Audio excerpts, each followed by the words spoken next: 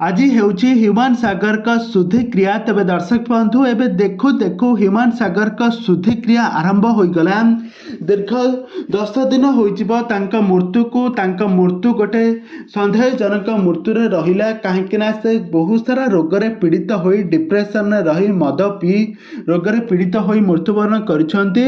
ଆଉ ଆଜି ତାଙ୍କର ଶୁଦ୍ଧିକ୍ରିୟା, ତାଙ୍କ ଶୁଦ୍ଧିକ୍ରିୟାରେ ତାଙ୍କ ଝିଅ ତାଙ୍କୁ ଶୁଦ୍ଧି ହେଲେ ନାହିଁ। ତେବେ ଦର୍ଶକ ବନ୍ଧୁ ଏମିତି ଗୋଟେ ବହୁତ ବଡ଼ ଖବର ଏବେ সোশ্যাল মিডিয়াକୁ ଭାଇରାଲ ହେଉଛି। ତେବେ ଦର୍ଶକ ବନ୍ଧୁ ଏ ସମ୍ପର୍କରେ କ'ଣ ରହିଛି ଅଧିକ ଅପଡେଟ୍ ଜାଣିବା ପାଇଁ ହେଲେ ଭିଡ଼ିଓକୁ ପୁରା ଶେଷ ପର୍ଯ୍ୟନ୍ତ ଦେଖନ୍ତୁ।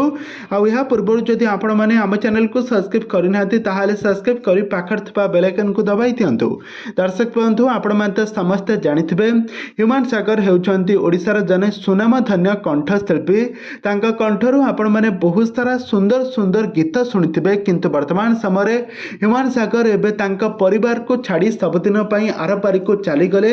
କାହିଁକିନା ହ୍ୟୁମାନ ସାଗରଙ୍କ ସ୍ତ୍ରୀ ହେଉଛନ୍ତି ଜଣେ ହିନ୍ଦୁ, କିନ୍ତୁ ହ୍ୟୁମାନ ସାଗର ହେଉଛନ୍ତି ଜଣେ ଖ୍ରୀଷ୍ଟିଆନ। ହ୍ୟୁମାନ ସାଗର ଆଉ ତାଙ୍କ ଝିଅ ଆଉ ହ୍ୟୁମାନ ସାଗର ତାଙ୍କ ସ୍ତ୍ରୀ ଶ୍ରେୟା ମିଶ୍ର ଦୁହିଁଙ୍କ ମଧ୍ୟରେ ପାରିବାରିକ କଳହ କାରଣରୁ ଦୁହେଁ ପରସ୍ପରଙ୍କ ଠାରୁ ଅଲଗା ହୋଇକି ରହୁଥିଲେ। ଆଉ ଏହାପରେ ହ୍ୟୁମାନଙ୍କ ବାପା ଚାଲିଗଲେ, ତାଙ୍କ ଭାଇ ଚାଲିଗଲେ, ହ୍ୟୁମାନ ଏକୁଟିଆ ହୋଇଯାଇଥିଲେ। ହ୍ୟୁମାନଙ୍କର ଗୋଟେ ପ୍ରେମ ସମ୍ପର୍କ ଆରମ୍ଭ ହୋଇଥିଲା, କିନ୍ତୁ ସେଇ ପ୍ରେମ ତାଙ୍କୁ ଆଜି ଏମିତି ବାଟ ଦେଖେଇ ଦେବ, ସବୁଦିନ ପାଇଁ ଆରପାରିକୁ ଚାଲିଯିବେ ହ୍ୟୁମାନ।